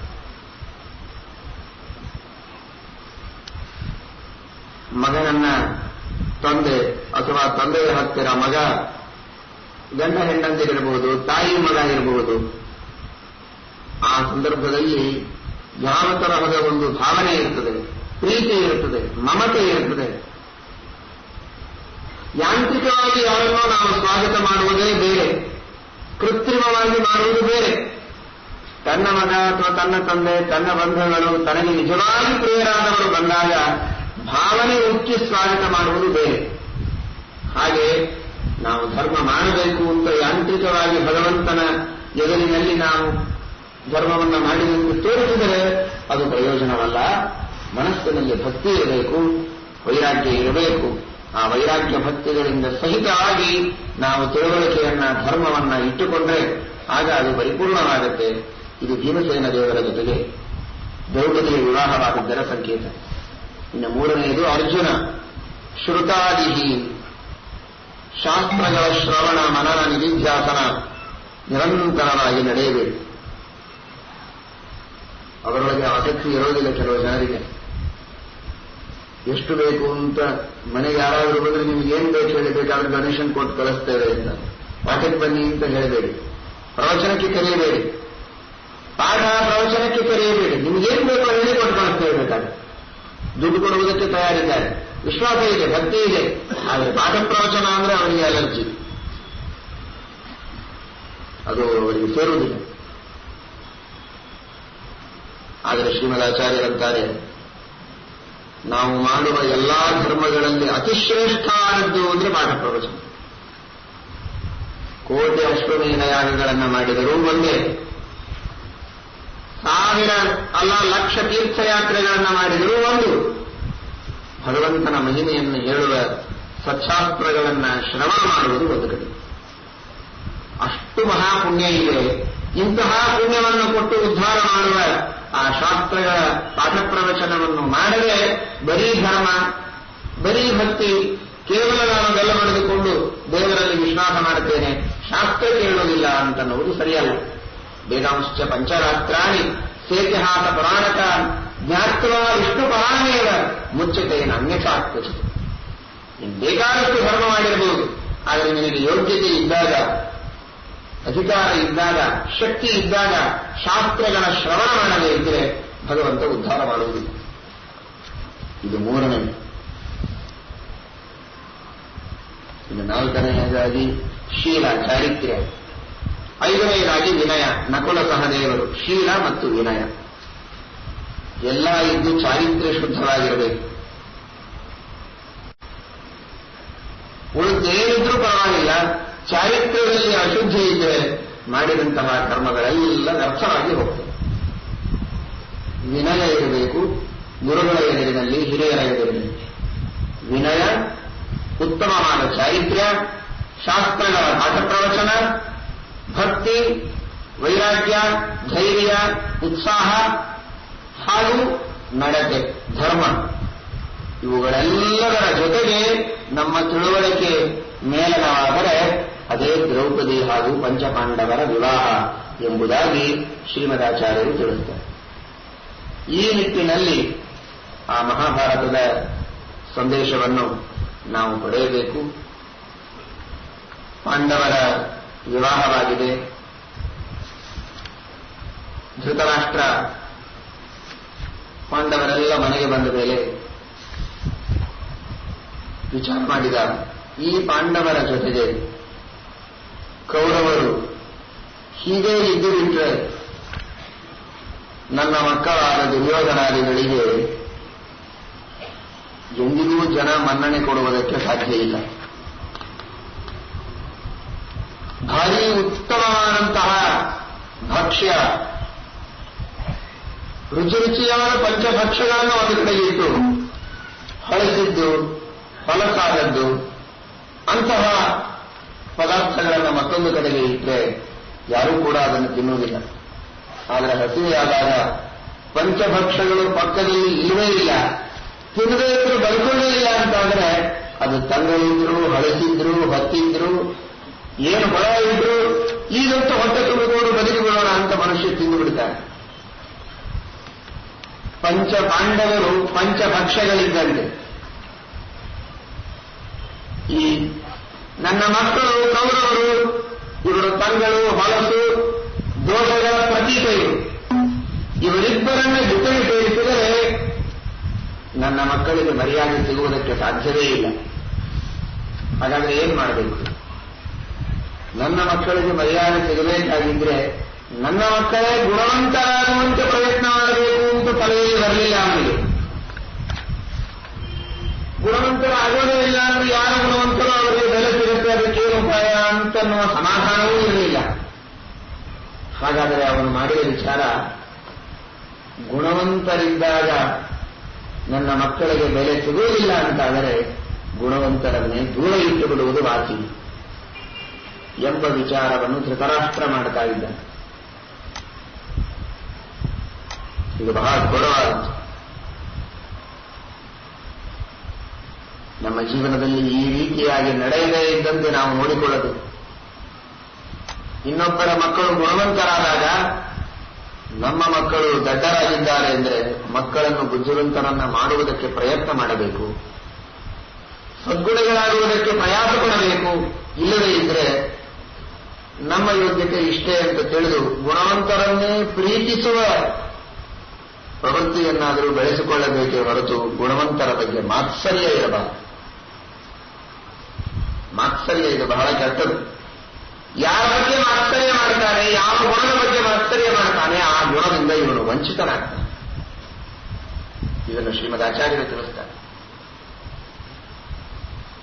ಧರ್ಮ ಪ್ರೋಜ್ಜಿತ ದೈತಪುತ್ರ ಪರಮಃ ನಿರ್ಮತ್ಸರಾಂ ಸತಾಂ ಎಂಬ ವಾಕ್ಯಕ್ಕೆ ವ್ಯಾಖ್ಯಾನ ಮಾಡುವಾಗ ಆಚಾರ್ಯರು ಭಾಗವತದಲ್ಲಿ ಹೇಳ್ತಾರೆ, ಯಾವ ವ್ಯಕ್ತಿಯಲ್ಲಿರುವ ಯಾವ ಸದ್ಗುಣದ ಬಗ್ಗೆ ನಮಗೆ ಮಾತ್ಸರ್ಯ ಇದೆ, ಆ ಗುಣದಿಂದ ನಾವು ವಂಚಿತರಾಗ್ತೇವೆ. ಮಾತ್ಸರ್ಯವನ್ನು ಪಡಬಾರದು. ಮಹಾಭಾರತ ಮತ್ತೊಂದು ಮಾತನ್ನು ಅನುಶಾಸನ ಪರ್ವದಲ್ಲಿ ಹೇಳುತ್ತದೆ, ಯಾರು ಇನ್ನೊಬ್ಬರ ಮಕ್ಕಳ ಉತ್ಕರ್ಷವನ್ನು ಸಹನೆ ಮಾಡುವುದಿಲ್ಲ, ಅವರ ಬಗ್ಗೆ ಅಸೂಯೆಯನ್ನು ವ್ಯಕ್ತಪಡಿಸ್ತಾರೆ, ಮಾತ್ಸರ್ಯವನ್ನು ತೋರ್ತಾರೆ, ಅವರಿಗೆ ಜನ್ಮಾಂತರದಲ್ಲಿ ಮಕ್ಕಳೇ ಆಗುವುದಿಲ್ಲ ಅಂತ ಹೇಳ್ತಾರೆ. ಮಕ್ಕಳಾಗದೇ ಇರುವ ಅನೇಕ ಕಾರಣಗಳಲ್ಲಿ ಗುರು ವಿದ್ವೇಷನಶ್ಚೈವ ಪರಪುತ್ರಾಭ್ಯಸೂಯಕಾಃ, ತಂದೆ ತಾಯಿಗಳನ್ನು ಚೆನ್ನಾಗಿ ನೋಡಿಕೊಳ್ಳದೇ ಇದ್ರೆ, ವೃದ್ಧರಾದ ತಂದೆ ತಾಯಿಗಳಿಗೆ ತಿರಸ್ಕಾರ ಮಾಡಿದರೆ ಅಥವಾ ಗುರುಗಳಿಗೆ ತಿರಸ್ಕಾರ ಮಾಡಿದರೆ, ಇನ್ನೊಂದು ಪ್ರಾಣಿಗಳ ಮಕ್ಕಳ ಹಿಂಸೆಯನ್ನು ಮಾಡಿದರೆ, ಅದು ಯಾವುದೇ ಚಿಕ್ಕ ಪ್ರಾಣಿಯಾಗಿರ್ಬೋದು, ಪ್ರಾಣಿಯ ಮಕ್ಕಳ ಹಿಂಸೆ ಮಾಡಿದರೆ ಅಥವಾ ಮನುಷ್ಯರ ಹಿಂಸೆ ಮಾಡಿದರೆ ಏನು ಮಾಡೋದು ಬೇಡ, ಇನ್ನೊಬ್ಬರ ಮಕ್ಕಳ ಬಗ್ಗೆ ಅಸೂಯೆ ಪಟ್ಟರೂ ಸಾಕು, ಜನ್ಮಾಂತರದಲ್ಲಿ ಮಕ್ಕಳಾಗುವುದಿಲ್ಲ ಅಂತ ಮಹಾದೇವರು ಪಾರ್ವತೀ ದೇವಿಯರಿಗೆ ತಿಳಿಸ್ತಾರೆ. ಗುರು ವಿದ್ವೇಷಣಶ್ಚೈವ ಪರಪುತ್ರಾಭ್ಯಸೂಯಕಾಃ. ನೋಡಿ, ಧೃತರಾಷ್ಟ್ರ ಮಾಡುವ ಕೆಲಸ ಏನು, ನಾವು ಹೇಗಿರಬೇಕು, ಧೃತರಾಷ್ಟ್ರನಂತೆ ಇರಬಾರದು ಅಂತ ತಿಳಿಯುವುದಕ್ಕೆ ಧೃತರಾಷ್ಟ್ರನ ಕಥೆ ಕೇಳಬೇಕು. ತನ್ನ ಮಕ್ಕಳಿಗೆ ಜನರು ಮರ್ಯಾದೆ ಕೊಡಬೇಕು ಎನ್ನುವುದಕ್ಕೆ ಪಾಂಡವರನ್ನ ದೂರಗೊಳಿಸಬೇಕು ಅಂತ ವಿಚಾರ ಮಾಡಿದ್ದಾನೆ. ಯಮಧರ್ಮರಾಜನನ್ನು ಕರೆದ, ಹೀಗೊಂದು ವಿಚಾರ ಇದೆ, ನಿನ್ನಂತಹ ಪರಾಕ್ರಮಿ, ಸದ್ಗುಣಿ, ಧೀರ, ಶೂರ, ವೀರ, ನಿನಗೆ ಈ ಹಸ್ತಿನಾವತಿ ಬಹಳ ಚಿಕ್ಕದು. ನಿನ್ನಂಥವರ ರಾಜ್ಯವಾಳುವುದಕ್ಕೆ ಇಂದ್ರದೇವರೇ ರಾಜ್ಯವಾಳಿದ ಒಂದು ಸ್ಥಳ ಇದೆ, ಇಂದ್ರಪ್ರಸ್ಥ. ಬ್ರಹ್ಮಾದಿ ದೇವತೆಗಳು ಇಂದ್ರದೇವರಿಗೆ ಪಟ್ಟಾಭಿಷೇಕ ಮಾಡಿದ ಸ್ಥಳ, ಬಹಳ ಪವಿತ್ರವಾದದ್ದು, ಬಹಳ ಶ್ರೇಷ್ಠವಾದದ್ದು. ವರ್ಣನೆ ಮಾಡಲಿಕ್ಕೆ ಪ್ರಾರಂಭ ಮಾಡಿದ ಕೂರ್ಣ ತನಗೇನು ಕಾಣಿಸುವುದೇ ಇಲ್ಲ, ತಾನೆಂದು ನೋಡಿಲ್ಲ ಅದನ್ನ. ಆದರೆ ಸುಳ್ಳಾಗಿ ಯಾರಿಂದ ಕೇಳಿದ್ದನ್ನ ವರ್ಣನೆ ಮಾಡಿದ. ಇಂತಹ ಅದ್ಭುತವಾದ ಪಟ್ಟಣ ಇದೆ, ಅಲ್ಲಿ ನಿನ್ನನ್ನು ನಾನು ಯುವರಾಜನನ್ನಾಗಿ, ನಿನ್ನನ್ನು ರಾಜನನ್ನಾಗಿ ಮಾಡುತ್ತೇನೆ. ಭೀಮಸೇನ ದೇವರು ಯುವರಾಜರಾಗಲಿ, ಆ ಇಂದ್ರಪ್ರಸ್ಥದಲ್ಲಿ ನೀನು ಸುಖವಾಗಿ ನನ್ನ ಕೈಗಳಿಗೆ ಯಾಕೆ ಇಲ್ಲಿರ್ತಿದೆ, ಪ್ರತ್ಯೇಕವಾದ ಸ್ವತಂತ್ರವಾದ ರಾಜ್ಯವನ್ನು ನೀನು ಅನುಭವಿಸುವಂತ ಒಳ್ಳೆಯ ಮಾತಿನಲ್ಲಿ ಧರ್ಮರಾಜನನ್ನ ಹಸ್ತಿನಾವತಿ ಬಿಟ್ಟು ಹೋಗುವಂತ ಇನ್ನೊಂದು ಮಾತಿನೊಳಗೆ ಹೇಳಿದ. ಆದರೆ ಯುಧಿಷ್ಠಿರನಲ್ಲಿರುವ ವಿನಯ ನೋಡಿ ಹೇಗಿದೆ. ನಿಜವಾದ ತಂದೆಯೂ ಅಲ್ಲ ಕಕ್ಕ, ಆದರೆ ತಂದೆಗೆ ಕೊಡುವ ಗೌರವವನ್ನೇ ಕೊಡ್ತಾನೆ. ಎರಡನೆಯ ಮಾತಾಡಲಿಲ್ಲ. ಇಲ್ಲಿಯ ಜನರ ಮೇಲೆ ನನಗೆ ಬಹಳ ಪ್ರೀತಿ ಇದೆ, ನಾನು ಜನರನ್ನ ಹಂಚಿಕೊಂಡಿದ್ದೇನೆ, ಜನರು ನನ್ನ ಮೇಲೆ ಪ್ರೀತಿ ಮಾಡ್ತಾರೆ. ಇಷ್ಟು ದಿವಸ ನಾವು ಇಲ್ಲಿ ಸಂಪತ್ತನ್ನ ತಂದು ಸುರಿದಿದ್ದೇವೆ, ಈ ದೇಶವನ್ನು ಸಮೃದ್ಧವಾಗಿದ್ದೇವೆ, ಬೆಳೆದಿದ್ದೇವೆ. ಇದನ್ನು ಬಿಟ್ಟು ನಾನು ಯಾಕೆ ಹೋಗಲಿ? ಅಲ್ಲಿ ಯಾರಿಲ್ಲ ಜನ, ಅದು ಕಾಡು, ಇವನಿಗೆ ಗೊತ್ತದು. ಅಂತಹ ಕಾಡಿನಲ್ಲಿ ಹೋಗಿ ನಾನೇನು ಮಾಡಬಹುದು ಅಂತ ಕೇಳಬಹುದಾಗಿತ್ತು. ಆದರೆ ಯಮಧರ್ಮರಾಜ ಯುಧಿಷ್ಠಿರ ಅದನ್ನು ಕೇಳಲಿಲ್ಲ. ಅವನೇ ಸ್ವತಃ ಧರ್ಮರಾಜ. ಅವನು ನಮಗೆಲ್ಲ ಧರ್ಮವನ್ನು ಬೋಧನೆ ಮಾಡುವವನು, ನಾವೇನಾದರೂ ತಪ್ಪು ಮಾಡಿದ ಮೇಲೆ ಶಿಕ್ಷೆ ಕೊಡುವವನು ಈ ಯಮನೇ. ಆ ಯಮನ ಅವತಾರ ಇವನು. ಅವನು ಹೇಗೆ ಅಧರ್ಮ ಮಾಡಿಯಾನ ಆಗಲಿ ಅಂತ ಒಂದೇ ಮಾತಿಗೆ ಒಪ್ಪಿಕೊಂಡ. ವಿನೀತನಾಗಿ ಬಾಳನುವಿಗೆ ಸಬಹುಮಾನಂ ಉವಾಹ, ಅವನು ಹೇಳಿದ್ದನ್ನು ಅಂಗೀಕಾರ ಮಾಡಿ ಯುಧಿಷ್ಠಿರ ಹೊರಟು ನಿಂತ. ಯುಧಿಷ್ಠಿರ ಹೋದರೆ ಆ ಇಂದ್ರಪ್ರಸ್ಥದಲ್ಲಿ ಯುಧಿಷ್ಠಿರನಿಗೆ ರಾಜ್ಯಾಭಿಷೇಕ ಮಾಡುವುದಕ್ಕೆ ಧಾವಿಸಿ ಬಂದವರು ಮೊದಲಿಗೆ ವೇದವ್ಯಾಸನಿಗೆ, ಎರಡನೆಯದಾಗಿ ಶ್ರೀಕೃಷ್ಣ ಪರಮಾತ್ಮ. ಇದಕ್ಕಿಂತ ಹೆಚ್ಚಿನ ಭಾಗ್ಯ ಇನ್ನೇನು ಬೇಕು ಹೇಳಿ. ಧೃತರಾಷ್ಟ್ರ ಅಹಂಕಾರಿ, ಪುತ್ರ ವ್ಯಾಮೋಹ ಇದ್ದಂತಹ ಒಬ್ಬ ವ್ಯಕ್ತಿ, ಕುರುಡನಾದವನು, ಅಹಂಕಾರದಿಂದಲೂ ಐಶ್ವರ್ಯದ ಮದದಿಂದಲೂ ಪುತ್ರಮೋಹದಿಂದಲೂ ಸ್ವಾರ್ಥದಿಂದಲೂ ಅಸೂಯೆಯಿಂದಲೂ ಆಶ್ಚರ್ಯದಿಂದಲೂ ಎಲ್ಲಾ ಗುಣಗಳಿಂದಲೂ ಕುರುಡನಾದ ಈ ಧೃತರಾಷ್ಟ್ರ ದೂರ ಅಟ್ಟಿದರೇನು? ಸಾಕ್ಷಾತ್ ವೇದವ್ಯಾಸದೇವರು ಶ್ರೀಕೃಷ್ಣ ಪರಮಾತ್ಮ ಯುಧಿಷ್ಠಿರನಿಗೆ ಪಟ್ಟಾಭಿಷೇಕ ಮಾಡುವುದಕ್ಕೆ ಇಂದ್ರಪ್ರಸ್ಥಕ್ಕೆ ಬಂದು, ಮೊದಲಿಗೆ ವೇದವ್ಯಾಸದೇವರು, ನಂತರದಲ್ಲಿ ಶ್ರೀಕೃಷ್ಣ ಇಬ್ಬರೂ ಸೇರಿ ಯುಧಿಷ್ಠಿರನಿಗೆ ಪಟ್ಟಾಭಿಷೇಕ ಮಾಡಿ ಆಶೀರ್ವಾದವನ್ನು ಮಾಡ್ತಾ ಇದ್ದಾರೆ. ಎಷ್ಟು ದೊಡ್ಡ ಭಾಗ್ಯ ನೋಡಿ. ವೇದವ್ಯಾಸದೇವರ ಕಥೆಯಲ್ಲಿ ಕೃಮಿಯಿಂದ ರಾಜ್ಯವಾಳಿಸಿದೆ ಅಂತ ನೀವು ಕೇಳ್ತೀರಿ. ಒಂದು ಸಣ್ಣ ಹುಳ ದಾರಿಯಲ್ಲಿ ಭೇಟಿಯಾಯಿತು ವೇದವ್ಯಾಸದೇವರು. ನಾನು ದೇವರು ಸ್ವತಂತ್ರ ಅಂತ ವೇದವ್ಯಾಸದೇವರು ತೋರಿಸಿಕೊಡ್ತಾರೆ. ಆ ಹುಳದ ಕಥೆ ವೇದವ್ಯಾಸದೇವರಿಗೆ ಗೊತ್ತಿತ್ತು. ಅವನೊಬ್ಬ ದೊಡ್ಡ ರಾಜ, ಯಾರಿಗೂ ದಾನ ಮಾಡಲಿಲ್ಲ, ಮಹಾಲೋಭಿ, ಯಾರಿಗೂ ದಾನ ಮಾಡಲಿಲ್ಲ. ಅಂತಹ ಪರಮಲೋಭಿಯಾದ ರಾಜನಿಗೆ ನರಕಕ್ಕೆ ಹೋಗಿ ಶಿಕ್ಷೆಯನ್ನು ಅನುಭವಿಸಿ ಆ ಪೂರ್ವ ಜನ್ಮದಲ್ಲಿ ಮಾಡಿದ ಲೋಭದ ಪರಿಣಾಮವಾಗಿ ಒಂದು ಕೀಟ ಹುಳ ಆಗಿ ಹುಟ್ಟಿದ. ಆಗ ಪರಮಭಕ್ತ ನೋಡಿ, ಭಕ್ತಿ ಇದೆ, ಆದರೆ ದಾನ ಮಾಡುವ ಪ್ರವೃತ್ತಿ ಇಲ್ಲ.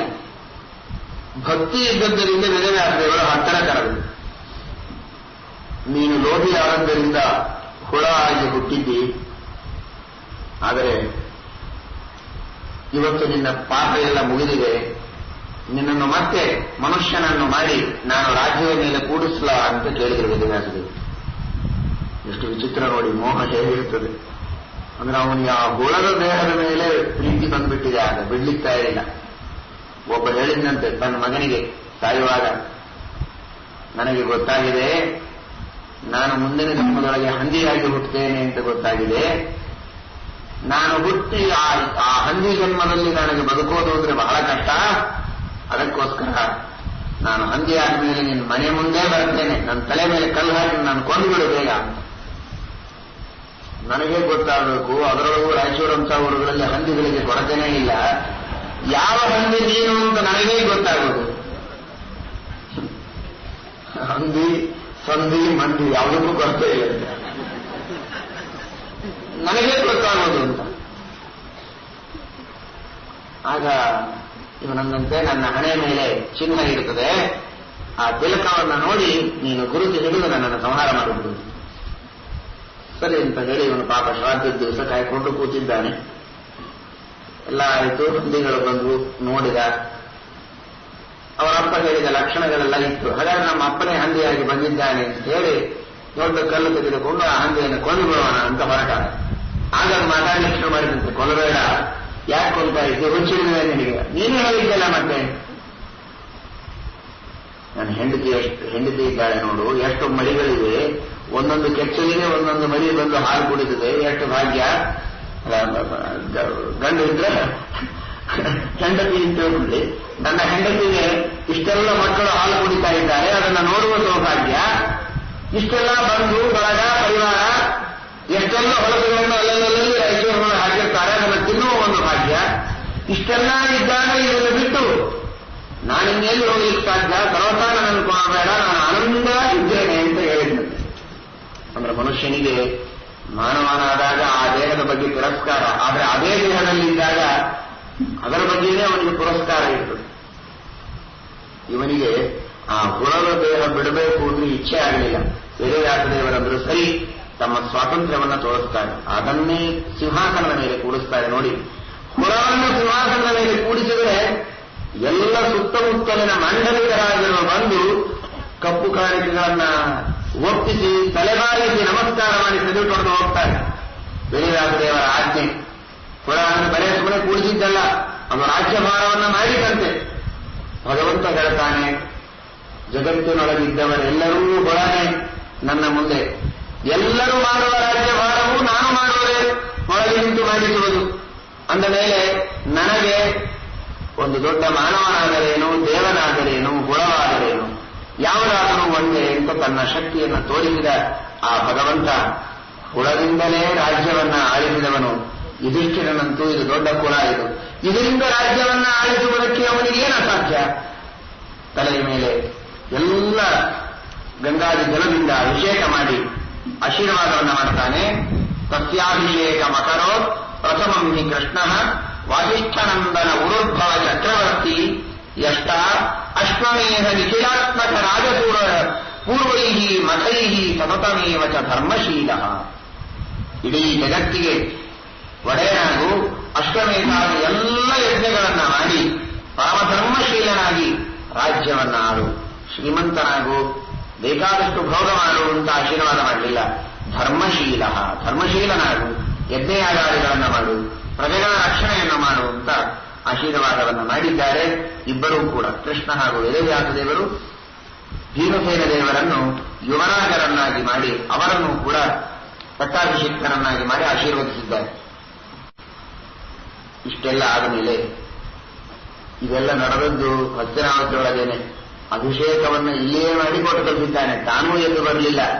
ಏನ್ ಇಂಥ ರಾಜ್ಯ ನಮಗೆ ಕೊಟ್ಟು ಬಿಟ್ಟಿದ್ದೀಯಾ ಅಂತ ಎಲ್ಲಿಯಾದರೂ ಅಂತಾರೋ ಏನೋ ಅನ್ನುವುದಕ್ಕೆ ಧೃತರಾಷ್ಟ್ರ ನಿಂತಲ್ಲಿಯೇ ಅಭಿಷೇಕ ಮಾಡಿ ನೀವು ಹೋಗಿ ಅಂತ ಕೊಟ್ಟು ಕಳಿಸಿದ. 7 ದಿನ ಎಲ್ಲ ಕಾರ್ಯಕ್ರಮ ಆಯಿತು. ಪಟ್ಟಾಭಿಷೇಕದ ಕಾರ್ಯಕ್ರಮವಾದ ಮೇಲೆ ಹೊರಟು ನಿಂತಿದ್ದಾರೆ ಧರ್ಮರಾಜ, ಭೀಮಸೇನ, ಅರ್ಜುನ, ಕೃಷ್ಣ ಪರಮಾತ್ಮ, ವೇದವ್ಯಾಸ ದೇವರು ಇಬ್ಬರು ಕರೆದುಕೊಂಡು ಹೊರಟಿದ್ದಾರೆ. ಹೊರಟು ನಿಂತರೆ ಸಮಗ್ರವಾದ ಊರಿಗೆ ಊರು ಆಳ್ತಾ ಇದೆ. ಎಲ್ಲರೂ ಬೆನ್ನು ಹತ್ತಿದ್ದಾರೆ. ಮನೆ ಬಾಗಿಲದ ಕಡೆಗೆ ಗಮನ ಇಲ್ಲದೆ ಇದ್ದ ಪರಿಸ್ಥಿತಿಯಲ್ಲಿ ಪ್ರತಿಯೊಬ್ಬರೂ ನಡೆದು ನಿಂತಿದ್ದಾರೆ ಪಾಂಡವರ ಬೆನ್ನು ಹಿಂದೆ. ಅವರಂತಾರೆ, ಆಜ್ಞಾಪಯತ್ಯಪಿ ಸಭೇರ್ಯವೇನ ಪಾರ್ಥಾನ್ ನೈವಾನುಗಚ್ಚತ ಯದಿ ವ್ರಜತಾನುಮೋದ್ಯ ವಿತ್ತಂ ಹರಿಷ್ಯ ಇಹ ಸರ್ವಮಪಿ ತಚ್ಚ ಪಾಪಃ ಕರೋದು ನವಯಂ ವಿಜಹಾಮ ಪಾರ್ಥಾನ್. ದುರ್ಯೋಧನ ಅಪ್ಪಣೆ ಕೊಟ್ಟಿದ್ದಾನೆ, ಯಾರಾದರೂ ಪಾಂಡವರ ಹಿಂದೆ ಹೋದರೆ ಅವರ ಎಲ್ಲ ಆಸ್ತಿಯನ್ನು ಕಸಿದುಕೊಳ್ಳುತ್ತೇನೆ, ಯಾವ ಕಾಸು ಇರುವುದಿಲ್ಲ, ಯಾವ ಆಸ್ತಿಯೂ ಇರುವುದಿಲ್ಲ, ಎಲ್ಲವನ್ನೂ ಕಸಿದುಕೊಳ್ಳುತ್ತೇನೆ ಅಂತ ಬೆಂಗಳೂರು ಸಾರಿದ್ದಾನೆ. ಅವಶ್ಯವಾಗಿ ತೆಗೆದುಕೊಳ್ಳಿ. ನಮ್ಮ ಹಣ ಹೋಗಲಿ, ನಮ್ಮ ಮನೆ ಹೋಗಲಿ, ನಮ್ಮ ಹೊಲ ಹೋಗಲಿ, ಎಲ್ಲವೂ ಹೋಗಲಿ. ಇದು ಯಾವುದೂ ನಮ್ಮ ಜೊತೆ ಬರುವುದಲ್ಲವೇ ಅಲ್ಲ. ನಾವೇ ಹಣವಾದ ಮೇಲೆ ಈ ಹಣ ಅಂತೂ ನಮ್ಮನ್ನು ಬಿಟ್ಟು ಹೋಗುವುದೇ. ಹಾಗಾದರೆ ಒಂದಿಲ್ಲ ಒಂದು ದಿವಸ ನಾವು ಇವರನ್ನು ಬಿಡೋದೆ. ಆದರೆ ಪಾಂಡವರ ಸಹವಾಸದಿಂದ ನಾವು ಸದ್ಗುಣಗಳನ್ನು ಪಡೆದುಕೊಂಡ್ರೆ, ಜ್ಞಾನವನ್ನು ಪಡೆದುಕೊಂಡ್ರೆ, ಧಾರ್ಮಿಕರಾಗಿ ನಾವು ಜೀವನವನ್ನು ನಡೆಸಿದರೆ ಅದು ನಮಗೆ ಅನಂತ ಕಾಲದವರೆಗೆ ಮೋಕ್ಷದೊಳಗೂ ನಮ್ಮನ್ನು ಬಿಡುವುದಿಲ್ಲ.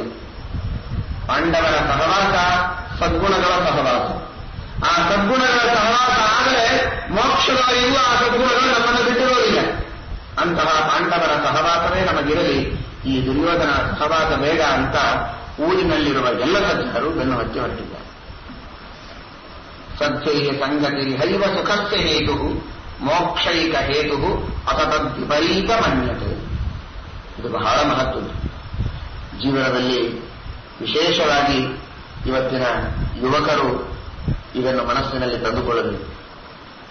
ಉಳಿದದ್ದೇನೇ ಇರಲಿ, ಸಹವಾಸ ಎಂಥವರ ಜೊತೆಗೆ ಮಾಡಬೇಕು, ಯಾರ ಜೊತೆಗೆ ಮಾತಾಡಬೇಕು, ಯಾರ ಜೊತೆಗೆ ಓಡಾಡಬೇಕು, ಯಾರ ಜೊತೆಗೆ ಊಟ ಮಾಡಬೇಕು, ಯಾರ ಜೊತೆಗೆ ಇರಬೇಕು, ಅದರ ಮೇಲೆ ಅವರ ಜೀವನದ ಜೀವೋದ್ದೇಶಗಳಲ್ಲಿ ಬದಲಾವಣೆ ಆಗ್ತಾ ಇರ್ತದೆ. ಸದ್ಯರಿಗೆ ಸಂಗತಿ ವಿಷಯವ ಸುಖಸ್ಯ ಹೇತು. ಯಾರು ವಿನಯವಂತರೋ, ಶೀಲವಂತರೋ, ಚಾರಿತ್ರ್ಯವುಳ್ಳವರೋ, ಯಾರು ಧರ್ಮಧೀರುಗಳು, ತಂದೆ ತಾಯಿಗಳಲ್ಲಿ ಶ್ರದ್ಧೆ ಇದ್ದವರು, ಅಂಥವರ ಜೊತೆಗೆ ಸಹವಾಸ ಮಾಡಬೇಕು. ಯಾವ ವ್ಯಕ್ತಿ ತಾನು ತಂದೆ ತಾಯಿಗಳನ್ನು ನಿಂದೆ ಮಾಡ್ತಾನೆ, ಮನೆ ಬಿಟ್ಟು ಹೊರಗೆ ಹಾಕಿದ್ದಾನೆ, ಅವನ ಜೊತೆ ಇವನು ಮಾತಾಡಿದರೆ ಇವನಿಗೆ ಅದೇ ಉಪದೇಶ ಮಾಡ್ತಾನೆ. ಯಾವನು ಗುಟ್ಕಾ ತಿಂತಾನೆ ಅವನ ಜೊತೆಗೆ ಇವನಿದ್ರೆ ಇವನು ಯಾಕೆ ತುಳಸಿ ಕಾಯಿ ಒಳಗೆ ಹಾಕ್ತಾನೆ? ಇವನು ಗುಟ್ಕ ಬೇಡ. ಯಾವಾಗ ಬುದ್ಧಿ ಬರುತ್ತೋ ಅವಾಗ ಕಲಿಯಬಹುದು. ಅವರ ಹತ್ರ ಹೋಗಿ ಅವರು ಹೇಳುವ 4 ಮಾತುಗಳನ್ನು ಕೇಳಿ ಅವರ ಜೊತೆಗೆ ಹರಟೆ ಹೊಡೆದಿರ್ತಾರೆ. ದೊಡ್ಡವರ ಜೊತೆಗೆ ಹರಟೆ ಹೊಡೆದರೂ ಕೂಡ ಸದ್ಗುಣಗಳು ನಮ್ಮಲ್ಲಿ ಬರ್ತದೆ. ಸದ್ಯರಿಗೆ ಸಂಗತಿ ಇಹೈವ ಸುಖಸ್ಯ ಹೇತು. ಶ್ರೀರಾಮಚಂದ್ರ ದೇವರು ಇದನ್ನು ತನ್ನ ಜೀವನದಲ್ಲಿ ಮಾಡಿ ತೋರಿಸ್ತಾ ಇದ್ದಾರೆ. ರಾಮಾಯಣದಲ್ಲಿ ಹೇಳ್ತಾರೆ, ಏನ್ ಮಾಡ್ತಾ ಇದ್ದ ರಾಮಚಂದ್ರ ದೇವರು? ಅವನಿಗೇನ್ ಬೇಕಾಗಿದೆ? ಆದರೆ ನಿತ್ಯದಲ್ಲಿ ಇನ್ನೇನು ಮಾಡ್ತಾ ಇರಲಿಲ್ಲ, ವೃದ್ಧರ ಜೊತೆಗೆ ಮಾತನಾಡ್ತಾ ಇದ್ದಂತ ಅಷ್ಟೇ. ಕಥಯನ್ನಾಸ್ತವೈ ನಿತ್ಯಂ, ಏನಿಲ್ಲ. ಜ್ಞಾನವೃದ್ಧರು ತಪೋವೃದ್ಧರು ಯಾರಾದರೂ ಇದ್ದರೆ ಪಕ್ಕದಲ್ಲಿ ಕುಳಿತು ಮಾತಾಡ್ತಾ ಇದ್ದಂತೆ. ನಿಮ್ಮ ಅನುಭವಗಳೇನು? ಹೇಗೆ ನೀವು ಜೀವನವನ್ನು ನಡೆಸಿದಿರಿ? ನಾವು ಹೇಗೆ ಜೀವನವನ್ನು ರೂಪಿಸಿಕೊಳ್ಳಬೇಕು? ಯಾವ ರೀತಿಯಾಗಿ ನಾವು ನಡೆದರೆ ನಮಗೆ ಸುಖ ಇದೆ, ಎಲ್ಲಿ ನಾವು ತಪ್ಪೋದು, ಇದನ್ನ ಅವರ ಜೊತೆಗೆ ಮಾತನಾಡ್ತಾ ಇರೋದೇ ಒಂದು ದೊಡ್ಡದಾದಂತಹ ಧರ್ಮ, ದೊಡ್ಡ ಪುಣ್ಯ. ಅದರಿಂದ ಎಲ್ಲಾ ಗುಣಗಳು ತಮ್ಮಷ್ಟಕ್ಕೆ ತಾವೇ ಬರ್ತವೆ. ಆ ತರಹದ ಸಜ್ಜನರ ಸಹವಾಸ, ಸತ್ಸಂಗತಿ ಕಥಯ ಕಿನ್ನ ಕರೋತಿ ಪುಂಸಾಂ, ಅದನ್ನು ನಾವು ಮಾಡಿ ನಾವು ಬದುಕ್ತೇವೆ. ದುರ್ಜನರ ಸಹವಾಸ ನಮಗೆ ಬೇಡ ಅಂತ ಪಾಂಡವರನ್ನ ಬೆನ್ನು ಹತ್ತಿ ಎಲ್ಲರೂ ಹೊರಟರೆ, ಇವನ ವಿನಯ ನೋಡಿ. ಮತ್ತೆ ತಂದೆಯ ಮೇಲಿರುವ ಭಕ್ತಿ, ನನಗಾಗಿ ಧೃತರಾಷ್ಟ್ರನ ತಿರಸ್ಕಾರವನ್ನು ಮಾಡಬೇಡಿ ಅಂತಂದ. ಒಳ್ಳೆ ಪ್ರೀತಿ ಮಾಡುವ, ಪೋಷಣೆ ಮಾಡುವ ತಂದೆ ಇದ್ರೇನೆ ಅವರ ಮೇಲೆ ಭಕ್ತಿ ಮಾಡೋದು ಕಷ್ಟ. ಈ ತಂದೆ ಮಾತ್ಸರ್ಯ ಮಾಡ್ತಾ ಇದ್ದಾನೆ, ಮನೆ ಬಿಟ್ಟು ಹೊರಗೆ ಹಾಕ್ತಾ ಇದ್ದಾನೆ, ಮಕ್ಕಳ ಮೇಲೆ ಮೋಹ ಮಾಡಿ ತಮ್ಮ ಮೇಲೆ ಪ್ರೀತಿಯನ್ನು ವಿಶೇಷವಾಗಿ ತೋರ್ತಾ ಇಲ್ಲ. ಇಷ್ಟೆಲ್ಲ ಮಾಡಿದರೂ ಕೂಡ ಧೃತರಾಷ್ಟ್ರನ ಮೇಲೆ, ಯುಧಿಷ್ಠಿರ ಮೇಲೆ ಮಾತ್ರ ಸ್ವಲ್ಪವೂ ಪ್ರೀತಿ ವಿಶ್ವಾಸಗಳು ಕಡಿಮೆಯಾಗಿಲ್ಲ. ಇದು ಬಹಳ ಆಶ್ಚರ್ಯ. ಇನ್ನು ನಿಜವಾಗಿ ಪ್ರೀತಿ ಮಾಡುವ ತಂದೆ ತಾಯಿಗಳ ಮೇಲೆ ಪ್ರೀತಿ ಮಾಡಬೇಕು, ಭಕ್ತಿ ಮಾಡಬೇಕು ಅಂತ ಏನು ಹೇಳಬೇಕು? ಅವನೊಂದೇ ಮಾತು ಹೇಳ್ತಾನೆ, ಪ್ರೀತಿ ಯದಿಸ್ಮ ಭವತಾಮೈ ಸಾನುಜೋಸ್ತಿ ತಿಷ್ಠತ್ವ ಮಾತ್ರ ಅತ್ರ ಪಿತುರೇವ ಹಿ ಶಾಸನೇನೆ. ನನ್ನ ಮೇಲೆ, ಭೀಮಾರ್ಜುನರ ಮೇಲೆ ನಿಮಗೆ ಪ್ರೀತಿ ಇದ್ರೆ ಧೃತರಾಷ್ಟ್ರನು ಹೇಳಿದಂತೆ ನೀವು ಇಲ್ಲಿ ಬದುಕಿಕೊಂಡು ಇರಿ. ಇದರಿಂದಲೇ ನನಗೆ ಸಂತೋಷ, ಇದೇ ನನ್ನ ಆಜ್ಞೆ. ಇದಕ್ಕೆ ವಿಪರೀತವಾಗಿ ಮಾಡಿದರೆ ನಾನು ನೊಂದುಕೊಳ್ಳುತ್ತೇನೆ. ನನ್ನ ಮನಸ್ಸಿಗೆ ನೊಂದುಕೊಳ್ಳುವಂತೆ ಮಾಡಬೇಕು ಅಂತ ಅಪೇಕ್ಷೆ ಇದ್ರೆ ಬನ್ನಿ ಅಂತ ಹೇಳ್ತಾನೆ. ಇಷ್ಟು ಕೇಳಿ ಗತಿ ಇಲ್ಲದೆ ಸುಮ್ಮನೆ ಇರುತ್ತಾರೆ. ಯುಧಿಷ್ಠಿರನ ಮನಸ್ಸಿಗೆ ನೋವಾಗಬಾರದು ಅಂತ ಪ್ರಜೆಗಳೆಲ್ಲ ಉಳಿಯುತ್ತಾರೆ.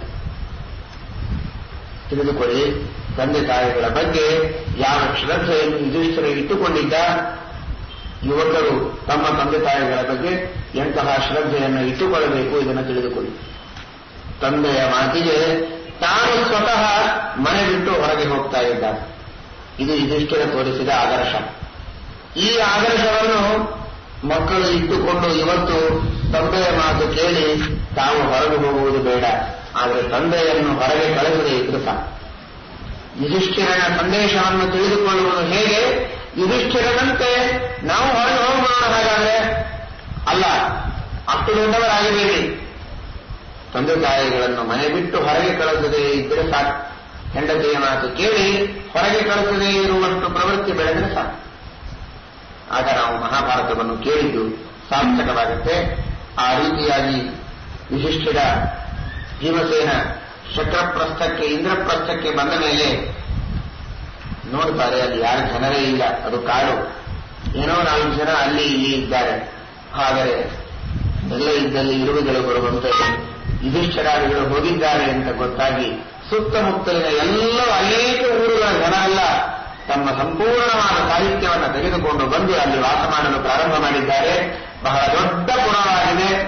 ಇಂದ್ರದೇವರ ಪಟ್ಟಣಕ್ಕೆ ಸಮಾನವಾಗಿ ವಿಶ್ವಕರ್ಮನೇ ಸ್ವತಃ ಬಂದು ದೊಡ್ಡದಾದ ಸಭೆಯನ್ನು ನಿರ್ಮಾಣ ಮಾಡಿ ರಾಜ್ಯದ ಸ್ಥಾಪನೆಯನ್ನು ವೇದವ್ಯಾಸ ದೇವರು ಹಾಗೂ ಶ್ರೀಕೃಷ್ಣ ಪರಮಾತ್ಮ ಪ್ರತಿಷ್ಠಾಪನೆ ಮಾಡಿದ್ದಾರೆ. ಧರ್ಮರಾಜ ಧರ್ಮದಿಂದ ರಾಜ್ಯವನ್ನು ಪರಿಪಾಲನೆ ಮಾಡುತ್ತಾನೆ ಎಂಬ ವಿಷಯವನ್ನು ತಿಳಿಸುತ್ತಾರೆ ಶ್ರೀಕೃಷ್ಣ.